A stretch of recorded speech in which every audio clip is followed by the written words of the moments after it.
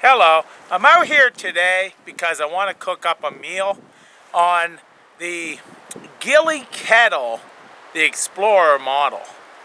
Now, I just waded through a bunch of snow to get in here.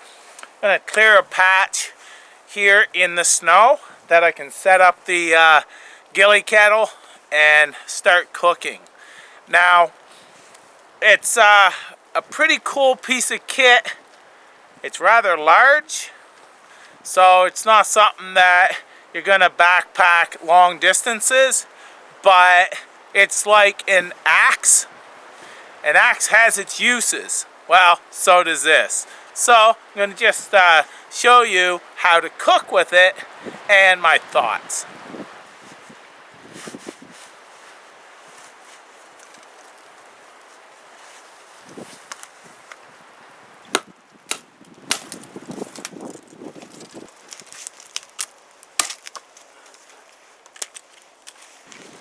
So here it is right here. As you see, the bag is rather large. And the model that I got, they have a smaller model, but this one here can boil up to 1 liter of water.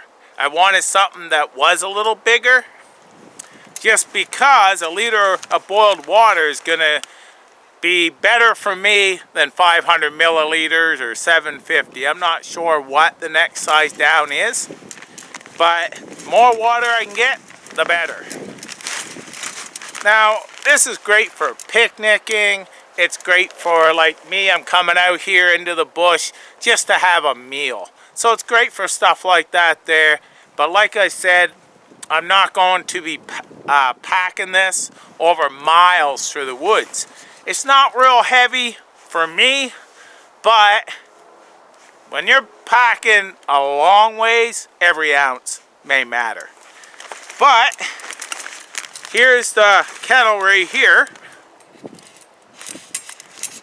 And then this one came with pot stands and also a rack for cooking, a pot and a pot lid, or you could use it as a frying pan, and then here's your stove. Now I'm going to put this down and put it together, and because I'm running out of hands. So in here, like I said, here's the pot lid, the pot, and the pot holder or grabbers.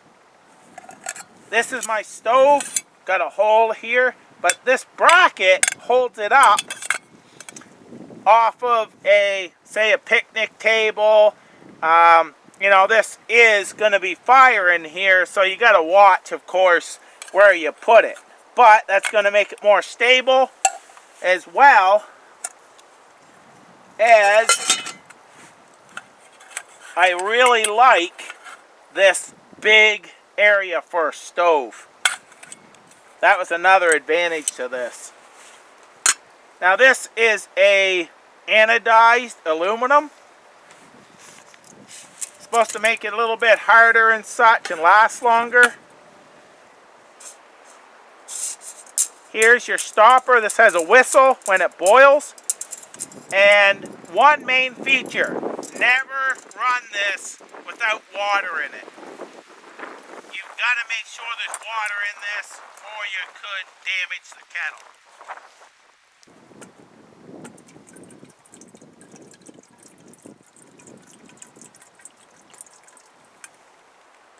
I'm only going to put about half in here because I want to cook with it. So what I'll do is I'm going to add snow to it and just keep adding snow until it's up to the running line. So it's going to be that simple. I'll just keep adding snow to it and it will slowly melt. But I've already got a good 2 cups in this to start with. Now I've got to fill up the stove and get it ready to go. Another thing about these little small stoves like this, you don't need anything real big to collect your fuel source. Take off that glove, it's just sticking to it.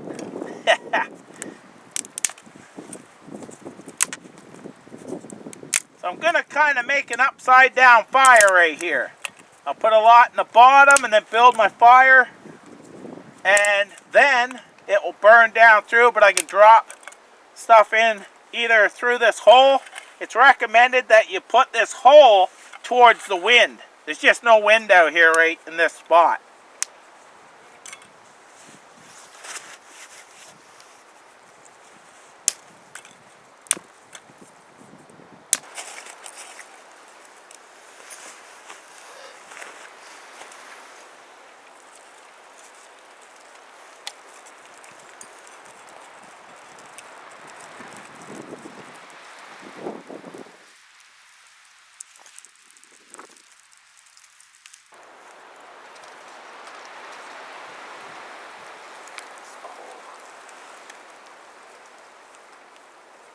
So you want to establish fire before you put your pot on. You want to make sure it's going to keep going.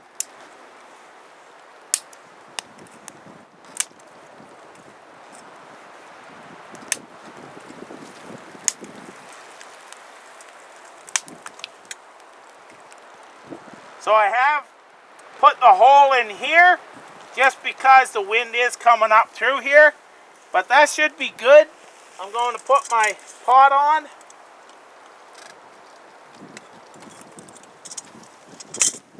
You can see the flames coming up through. I'm going to just drop some sticks in there. And also start filling that full of snow to make sure that I have the right proper water level. Now, you don't want to just put pure snow in this. I put water in first, and then that's going to melt the snow. So I have both in here. You have to put water in it. And I'm just topping up with snow. That's just another option.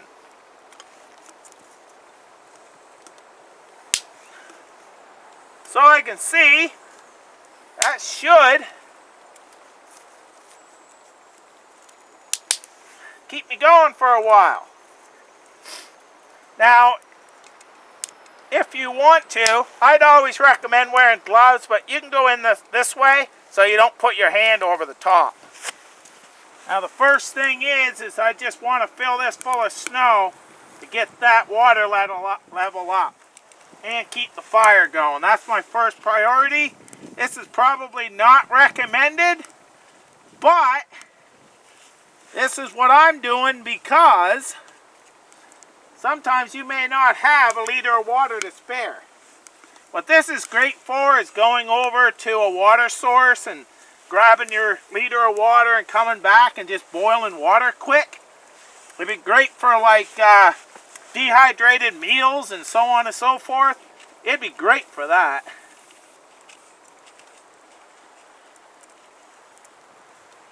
I can see the water lines about there.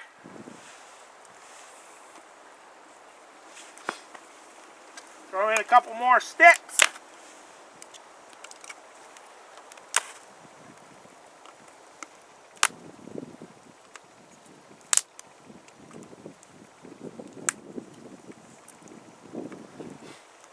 More snow. The good thing about these are that in high winds and such, they actually work really well. Yeah, I've got up to there my water line. Put some more wood on.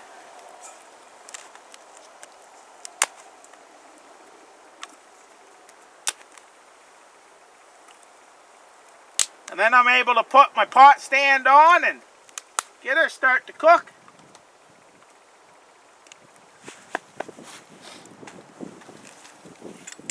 Here's the pot stand right here.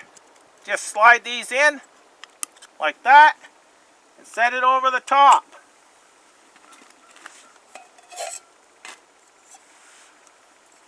I always rinse out my pans.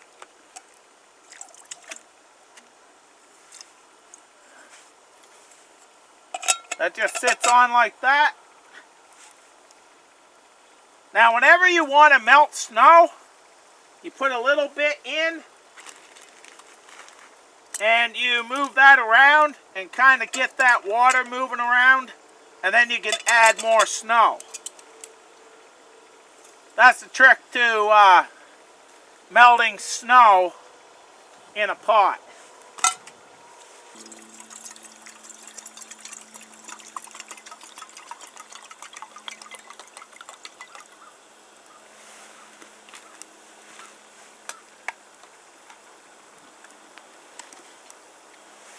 Whenever you're cooking with this on top, what I would recommend when you're stirring or anything, always put your pot holder on. That way you can use it and such, because this will tip if you're not careful. It's like anything, you've got to take care when using this. So, I see one little piece of dirt floating in my water, so I'll get that out of there. This here is a spoon that I forged. But I want to take this off and see how the fire's going. It's not bad right now. I'll put it back on and start getting that up to temperature. You do not want to let these boil dry. Yeah, I can see the water line there now. It's getting up.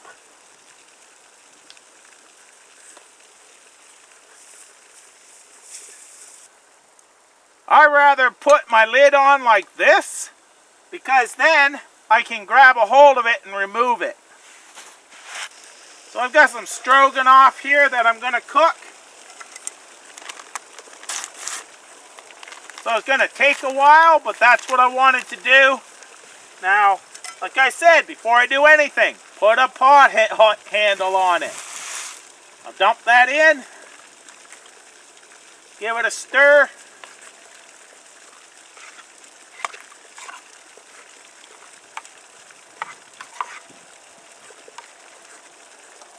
Now I'm going to lift it off and actually put on some more, or put some more sticks in it after I get some broke up. Now you can hear that's a rolling boil. I'm going to drop this on just so you can hear the whistle.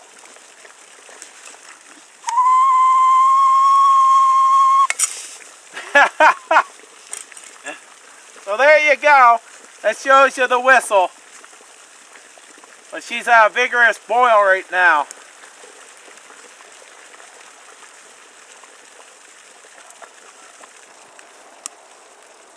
As you see, we've got steam coming out of both right now. I'm having to feed this, of course, because it's only twigs. They burn up quick. Now, that's basically the same as many twig stoves. You're constantly feeding them. I could possibly stick a couple in here and such right in that hole like this and keep just sticking in as well. You know, if you want a quick meal, dehydrated would be great, just because I've had a boil for a long time.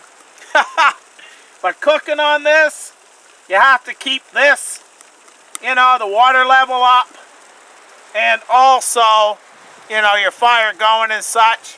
But it's still, I can take this right off of here and put it right, well, actually, let's do that. Let's finish cooking it right on the stove.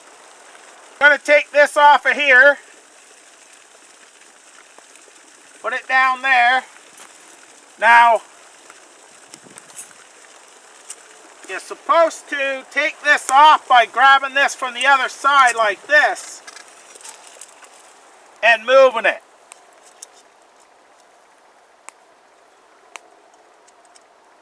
Now this is hot and it's going to be settling down in there.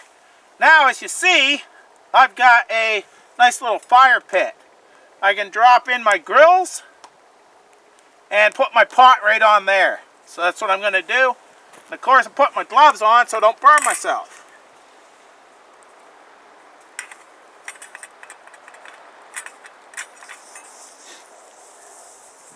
Now that one stick is in the way, but you know what?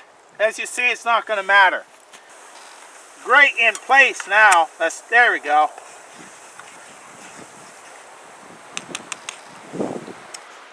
Not going to use this water for anything. So how you pour this, you hang onto the handle, you grab the cap, and you can pour. So that's how you use. And she gets black. So that's finished there now. I've had a little bit too much water, but the soup's going to be good too on this cold day. So you can see they're nice and hydrated, the noodles. But that is the GHILLIE kettle, and that's just some options that you can use the GHILLIE kettle for. I'll leave a link where you can check out the specs and all that. But I'm going to eat up. Thanks for coming along. Take care. All the best.